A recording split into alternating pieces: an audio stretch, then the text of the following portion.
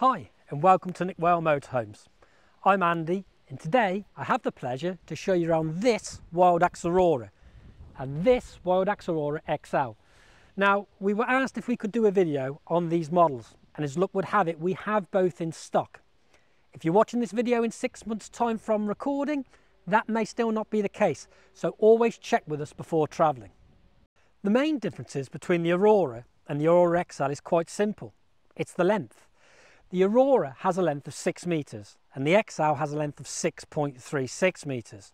Both are 2.05 metres wide and they have a height of 2.7 metres. The differences on the inside we'll get to a little later, but let's go through the things that are the same first. Okay, so both have fully winterised water tanks. Both will have solar panels as standard and 100 amp hour leisure batteries. Truma Combi D4 Diesel and electric heating and hot water systems. 100 litre freshwater tanks and a digital TV aerial.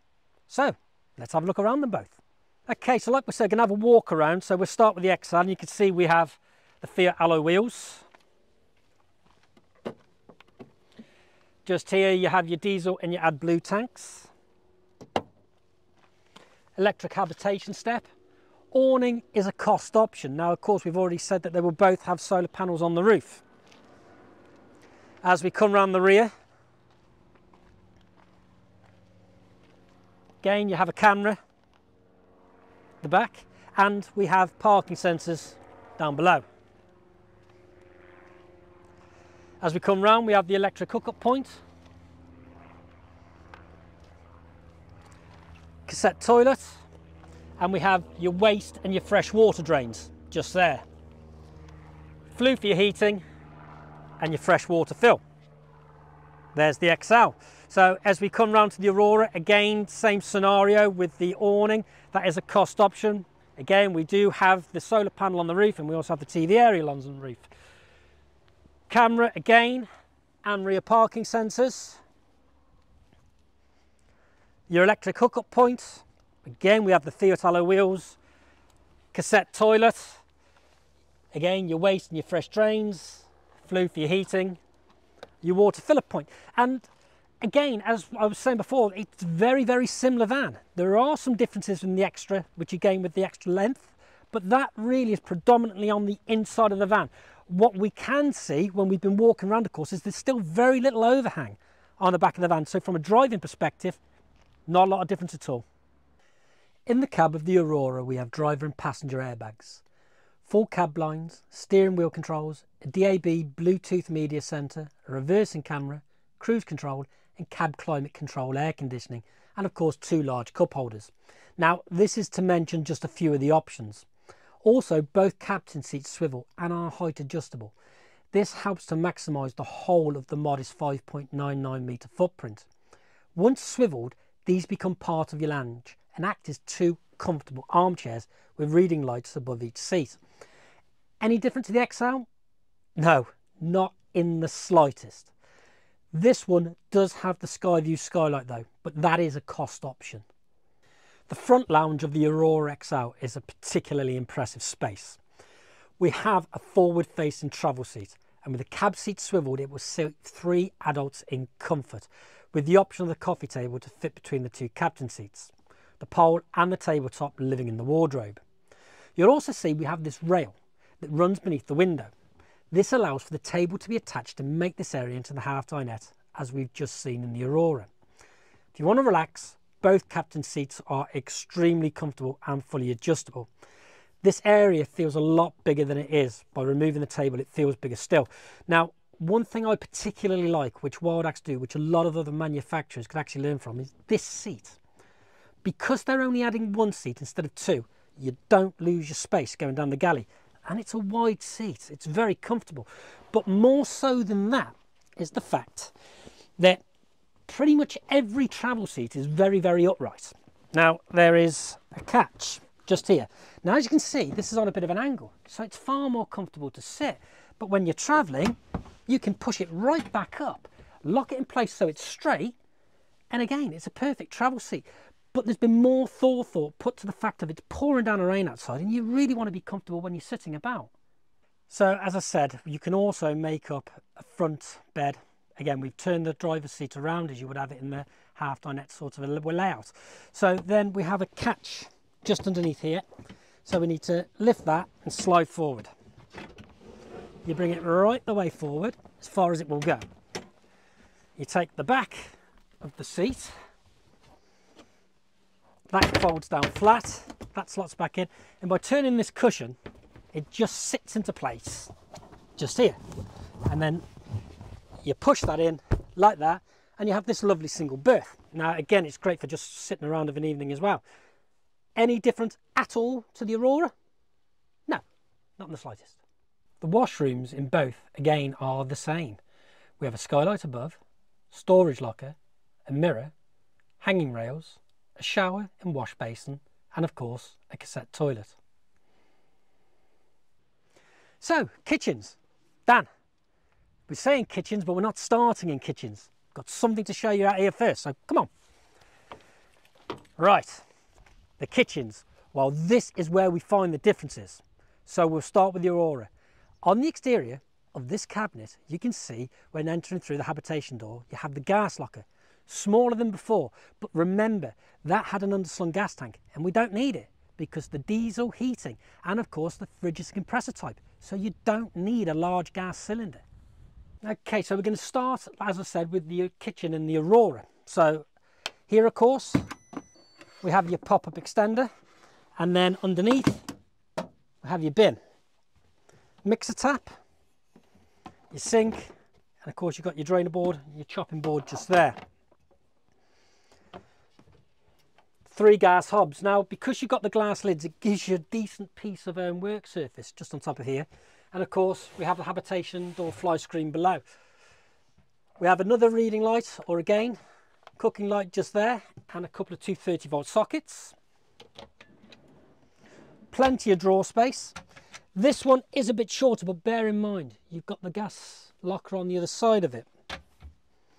This one's always great, because again, you've got the slide out, plenty of storage in there. And then, of course, we have your oven grill. Now, very important when you're using the grill, make sure you've got this slid out because it will stop it from heating up and melting your controls. Just remember though, pop it back in when you're done, as otherwise you're guaranteed to catch your trousers on it when you're moving past. More drawer space below.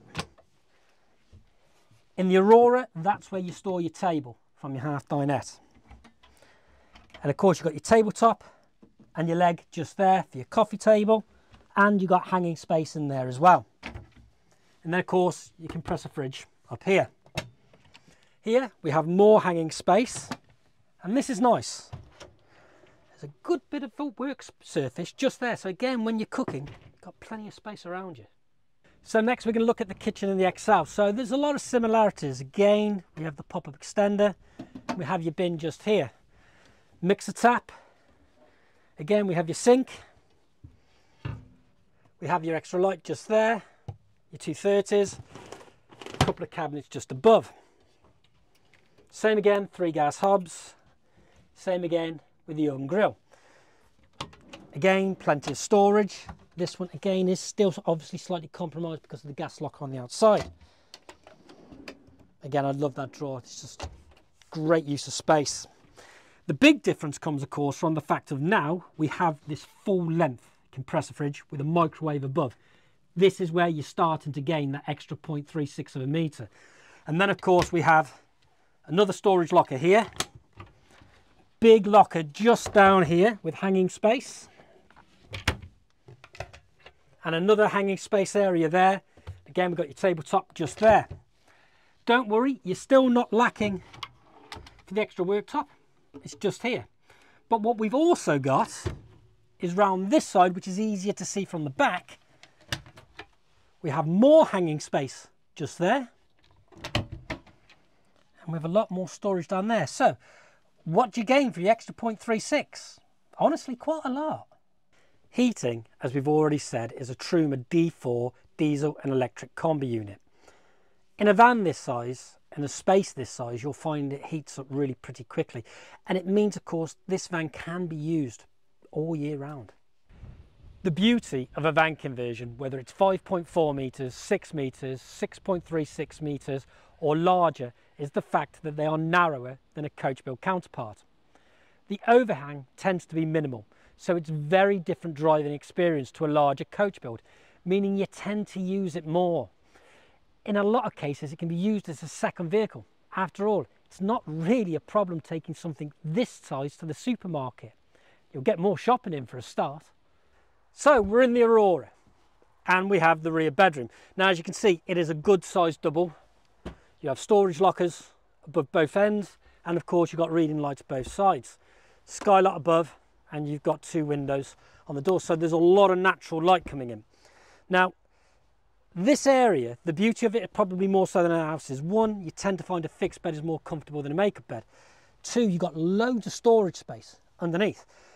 But this folds up really easily, so this in essence becomes a van in the back.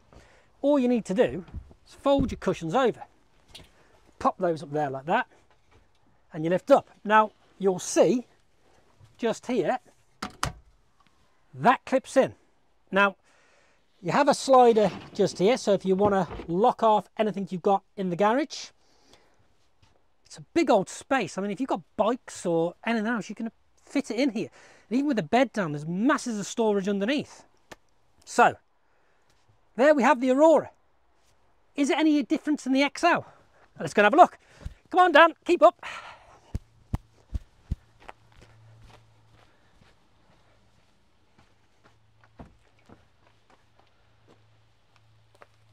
It's exactly the same. So as we've seen, the difference of course is the kitchen and the storage. One thing I didn't show you, which both will do, you have these buttons on the door here. You press and you can slide these round. Now, obviously, as we were saying, in the Aurora, it had space for the kitchen table. In the kitchen, on the XL, it's on the back door. And there we have the bedrooms. So, we've seen there are a lot of similarities between the 6 metre and the 6.36 metre versions. The big difference, as we've already said, is the storage in the kitchen areas. Is it worth the extra size? Well, only you can answer that. Both will offer you a good lounge, 3 berths and 3 travel seats, and a very well-spec'd kitchen. Now, if you'd like any further information on these models, please refer to the specification list on our website at nickwale.com. Or why not give us a call? You may be lucky, we may still have one you can have a look at.